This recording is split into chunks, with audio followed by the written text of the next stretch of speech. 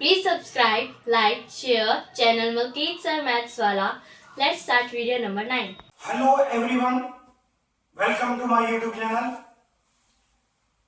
कल की क्लास में हमने अरिथमेटिक मैथ्स की टर्म्स जो है उनको पढ़ा था. जिसने नहीं देखा है तो वो जरूर जाकर देखें प्रीवियस वीडियो. लिंक जो है मैं डिस्क्रिप्शन में डाल दूंगा. आज हम अलजेब्रिक यानी बीजगणित जिसको आप बोलते हो उसकी कुछ टर्म्स हैं, उनको मैं डिफाइन करने जा रहा हूं कि ये ऑपरेट कैसे होता है. देखिए, जो अरिथमेटिक मैथ्स होता है उसमें हम यानी अंकगणित तो अंकों को पढ़ते हैं. 7, 3, 4 जो भी सारे अंक हैं उनके बारे में पढ़ते हैं. इनको जोड़ना, अंकों को यानी ऐड करना, इनको सब्ट्रैक्ट करना, इनकी मल्टीप्लिकेशन, इनको डिवाइड करना, या इनसे पावर ऑपरेट करना. तो ये सारी टर्म्स हम किसमें अरिथमेटिक्स के अंदर पढ़ते हैं. और अब हम बात करते हैं अलजेब्रिक की कि जब बच्चा अरिथमेटिक से अलजेब्रिक के अंदर जाता है तो उसको कुछ नई चीजें देखने को मिलती हैं. जैसे आपने भी ध्यान दिया होगा, पहली बार अलजेब्रा में जब हम पढ़ते हैं तो हम पढ़ते हैं एक्स को, वाई को, जेड को. यानी जो टर्म्स होती हैं वो एक्स, वाई और जेड की फॉर्म में होती हैं. और फर्स्ट टाइम वो देखता है कि जैसे 7 के साथ x लग गया, या 3y हो गया, या 4z हो गया. ऐसे हम टर्म्स को पढ़ते हैं ये अलजेब्रिक मैथ्स के अंदर. तो उसके बाद थोड़ा सा माइंड में एक होता है, बच्चा सोचता है कि जैसे उसने अरिथमेटिक के अंदर ऐड करना, सब्ट्रैक्ट करना, मल्टीप्लाई करना, डिवाइड करना सीखा, तो क्या अलजेब्रिक मैथ्स में भी ऐसे ही कुछ होता है. तो लगभग सेम होता है. थोड़ी बहुत प्रॉपर्टीज हैं जिनके अंदर थोड़े चेंजेस होते हैं. मैं वही आपसे डिस्क्राइब करने जा रहा हूं. देखिए, हमारे पास अलजेब्रिक मैथ्स में जब 7x, 3y या 4z पढ़ते हैं, उससे पहले मैं आपको बता दूं, सबसे पहले हम जो पढ़ते हैं उसको बोलते हैं पॉलिनोमियल. ये पहले भी बात हो चुकी है. पॉलिनोमियल यानी 7x प्लस 3y, ये पॉलिनोमियल है. पॉलिनोमियल अब सिंपल लैंग्वेज में बोले तो होता क्या है. तो देखिए, पॉलिनोमियल होता है जितने भी वेरिएबल होते हैं, जिनको आप हिंदी मीडियम वाले बच्चे चर बोलते हो, तो ये जितने भी वेरिएबल्स होते हैं यानी x, y, ये 2 वेरिएबल के अंदर आ चुका है. मैं पहले 1 वेरिएबल से शुरू कर रहा हूं. जितने भी वेरिएबल्स होते हैं उनकी जो डिग्री है यानी पावर, डिग्री यानी पावर जिसको आप घात बोलते हो, ये जो है वो एक पॉजिटिव इंटीजर होना चाहिए. जी हाँ, फिर से ध्यान से देखिए, ऐसा नहीं है कि एक्स वाई के अंदर लिखी हुई हर एक टर्म को आप पॉलिनोमियल बोल सकते हो. बिल्कुल ऐसा नहीं होता है.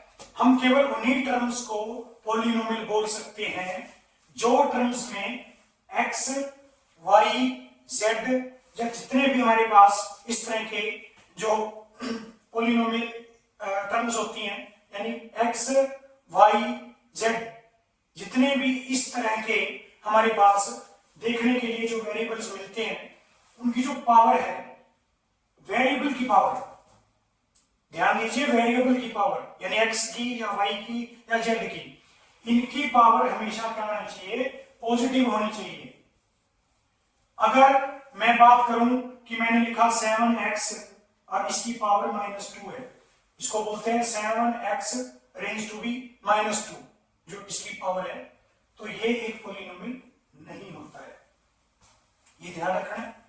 अब बात करते हैं कि हम जिनको पॉलिनोमियल बोल सकते हैं तो उनको हम कैसे बोलते हैं. मैंने आपको कुछ दिन पहले एक वीडियो बनाया था जिसमें मैंने डिटेल में बताया था अलजेब्रिक जो मैथ्स है उसकी टर्म्स के बारे में मैंने बात करी थी कि मोनोमियल सिंगल टर्म है तो मोनोमियल, सिंगल में एक और ऐड होगी तो बाइनोमियल, तीसरी आएगी ट्राइनोमियल, लॉट ऑफ टर्म्स होती हैं तो दैट इज पॉलिनोमियल. अब जैसे मैंने पहले मैं इसको पढ़ रहा हूं कि मेरे पास है 7x और ये जो है वो वन वेरिएबल का पॉलिनोमियल है, 7x प्लस 3 हो गया, तो ये एक पॉलिनोमियल है, लेकिन ये पॉलिनोमियल जो है वो वन वेरिएबल का है।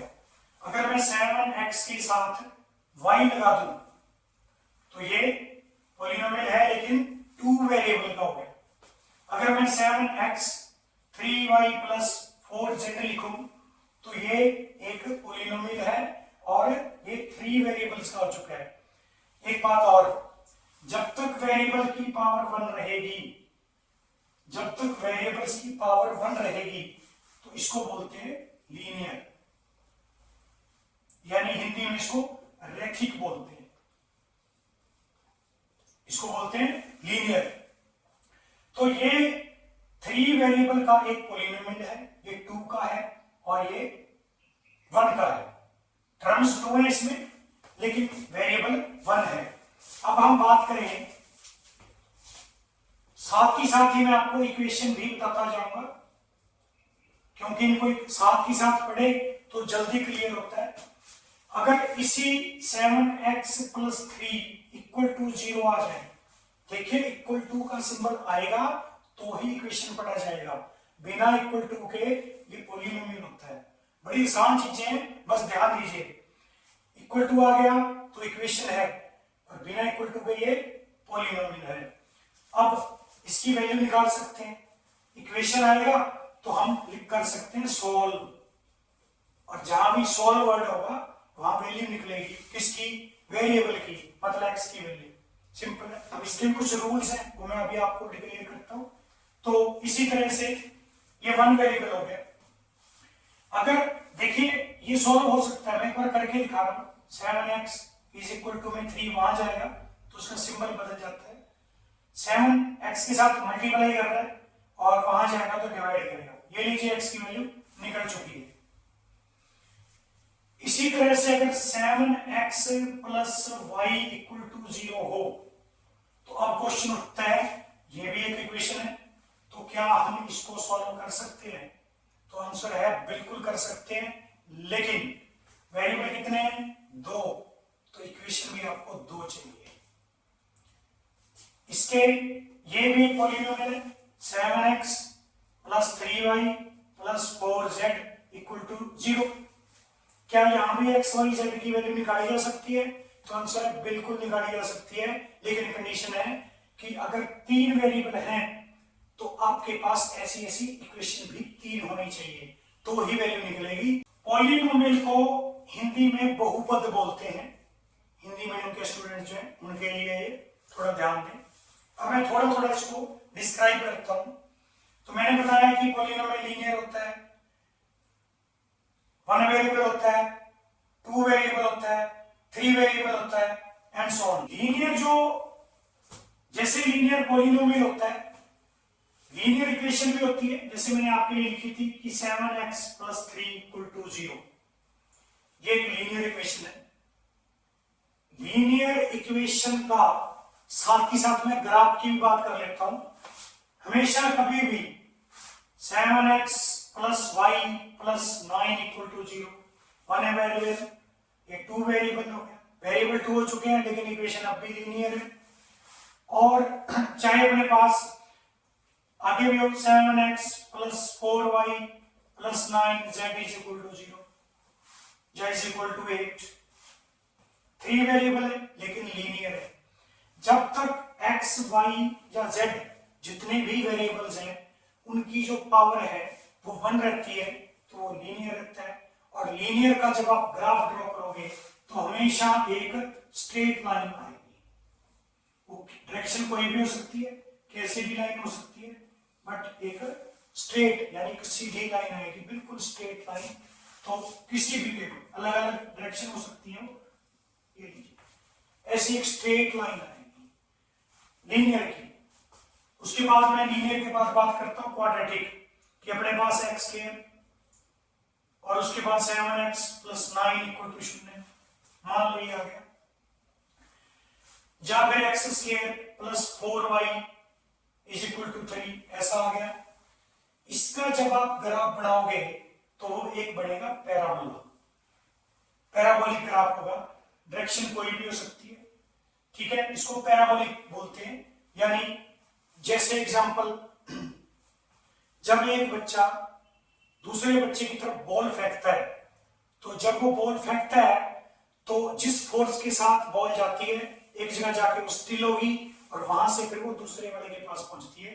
तो ये जो लूप बनता है इसको बोलते हैं पैराबोला। और वो ग्राफ हमेशा किसका होता है? क्वाड्रेटिक। क्वाड्रेटिक जो हमारे पास, क्वाड्रेटिक में भी ध्यान रखना, वन वेरिएबल है या टू वेरिएबल है उससे फर्क नहीं पड़ेगा, लेकिन दोनों में से किसी एक ही वेरिएबल का स्केल होना चाहिए। अगर हम बात करें कि एक वेरिएबल के साथ साथ दूसरे वेरिएबल जो है उसके ऊपर भी स्केल आ जाता है, तो फिर इसका जो ग्राफ है वो एक सर्कल बनेगी, एक क्लोज फिगर होगी, वो एक एलिप्टिकल शेप भी हो सकती है, वो एक हाइपरबोला भी हो सकता है। हाइपरबोला मतलब एक इधर और एक इधर, ये कट जाता है, डायरेक्शन चेंज हो जाती है।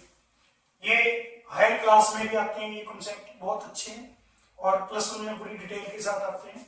अब हम बात करते हैं कि जब हम अलजेब्रा में पढ़ रहे हैं, अलजेब्रा मतलब एक्स वाई जेड को हम पढ़ने जा रहे हैं, तो इनका एडिशन या इनका सब्ट्रैक्शन वो कैसे होता है? क्या सेम होता है जैसा हमने अरिथमेटिक में पढ़ा यानी अंकगणित के अंदर? तो बिल्कुल लगभग सेम होता है। जैसे एडिशन करते हैं, हम कुछ टर्म्स ले रहे हैं कि मैंने लिखा 3x plus 4y plus 5x minus 6y। तो ये क्या है? x की पावर 1 है यहाँ पे, यानी x रेज़ टू 1 है।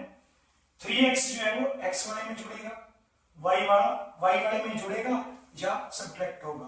तो अपने पास क्या है? 3x प्लस 5x ये हो चुका है 8x। 4y minus 6y, minus के 6 है प्लस के 4 है तो आगे माइनस के 2, लेकिन इनके साथ y लगेगा। ये आपका आंसर है। एडिशन बड़ी ही और सब्ट्रैक्शन बहुत ही आसान होती है, कैटेगरी वाइज ऐड होता है। एक और एग्जांपल ले लेते हैं। जैसे मैंने लिखा 7x plus 4x square plus 9y minus 2x plus 3x square plus 6y। तो चलिए ये एक दूसरे के अंदर नहीं जाएंगे।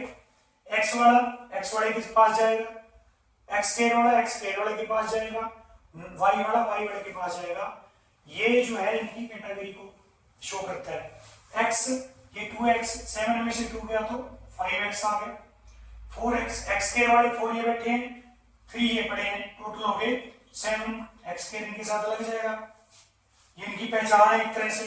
ये 9y है वो 6y है, दोनों प्लस के हैं तो 15 हो गए और y इनके साथ ऐसे सेम ऐसे लगेगा। इसका आप एग्जांपल ये लीजिए कि जैसे ये एक स्कूल के स्टूडेंट है, कुछ यहाँ बैठे थे, कुछ यहाँ बैठे थे।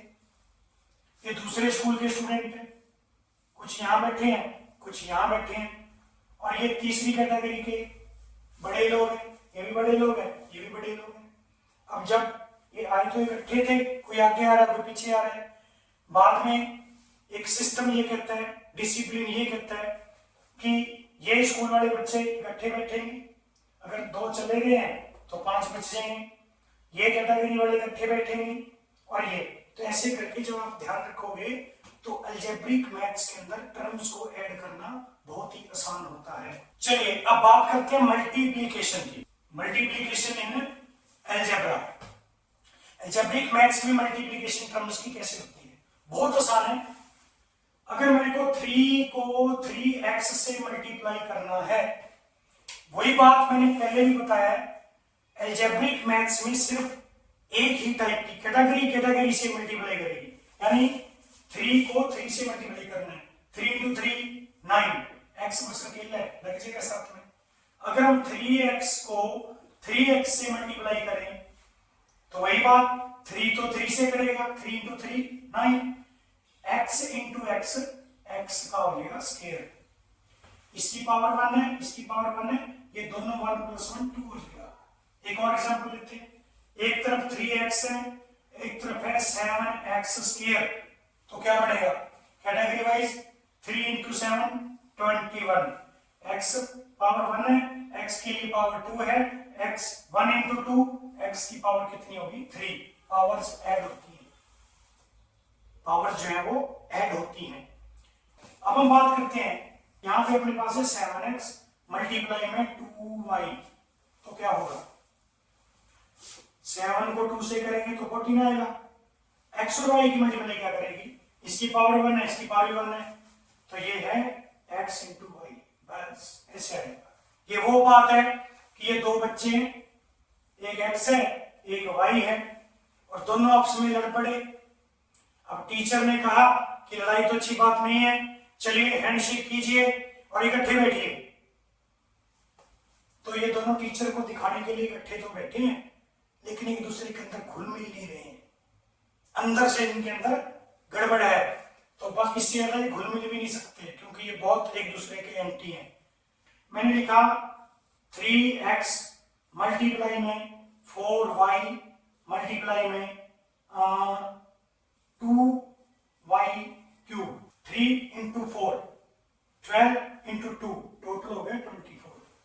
इन डिजिट्स की, ये अंक जो है, डिजिट्स मतलब अंक, इन डिजिट्स की मल्टीप्लाई कर दो आप, ये तो आ गया अपने पास 24।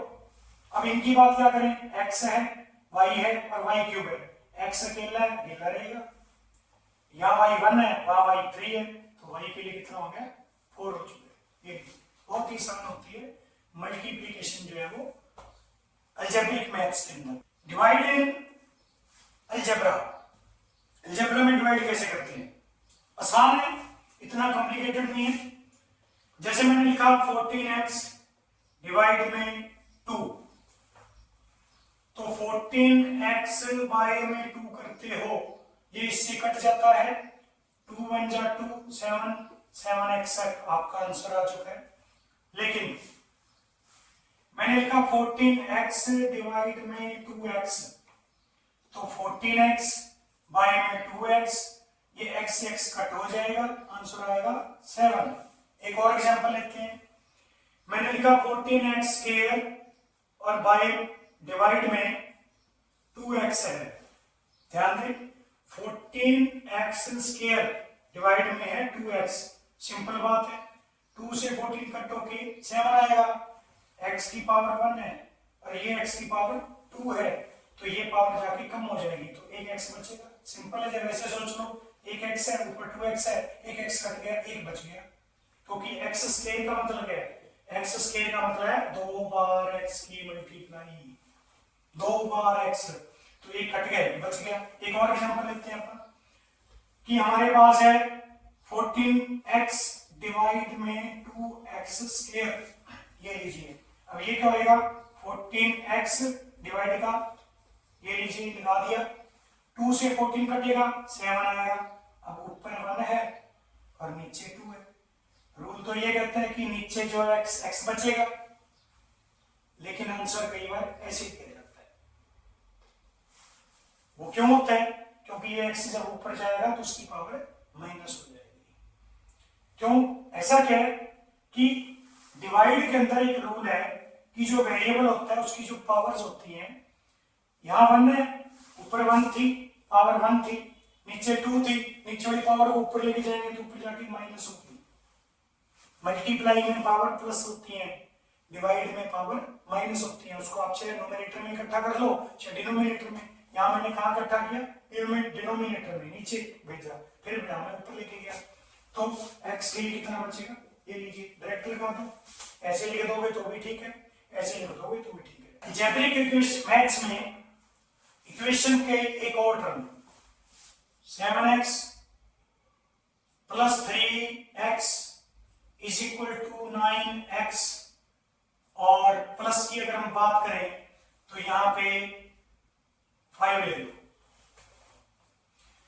7 + 3 10x हो गया, इक्वल टू में 9x है, प्लस में 5 है। अब ये 9x क्रॉस को इक्वल टू के सिंबल को क्रॉस करके इधर आ रहा है, यानी 10x माइनस 9x, ये 9 इधर आया तो माइनस हो गया, इक्वल टू में 5।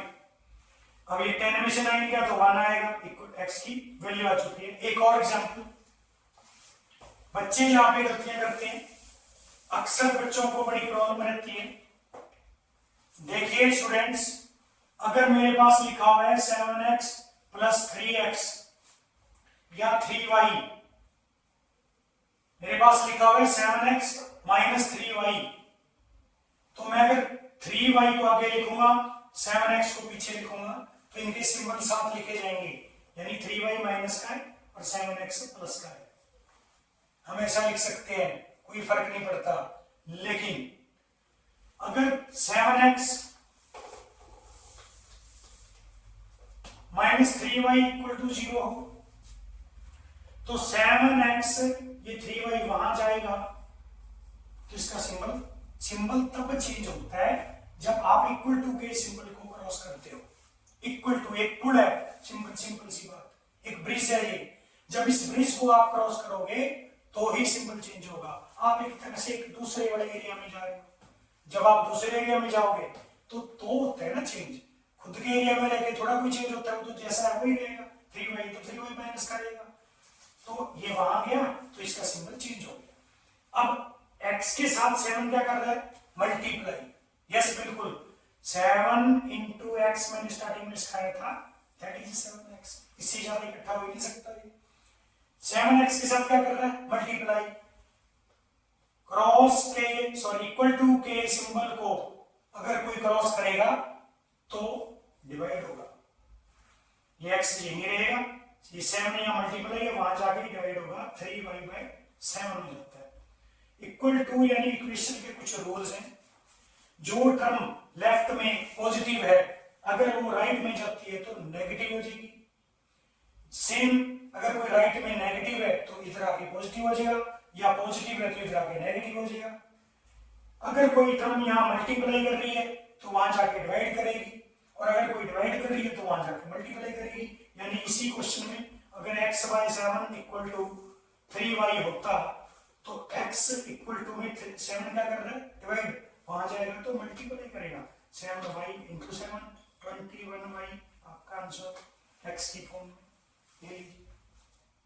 तो इसी तरह की बेसिक क्लासेस को अटेंड करते रहिए और चैनल को सब्सक्राइब कीजिए और दोस्तों के साथ भी शेयर कीजिए, क्योंकि मैक्सिमम लोगों तक बेसिक्स जो है वो पहुंचाने का जो वीडियो मैंने उठाया है उसमें आप मेरा साथ दीजिए। बने रहिए चैनल के साथ, सब्सक्राइब करें, शेयर करें, लाइक करें। धन्यवाद, थैंक यू, टेक केयर।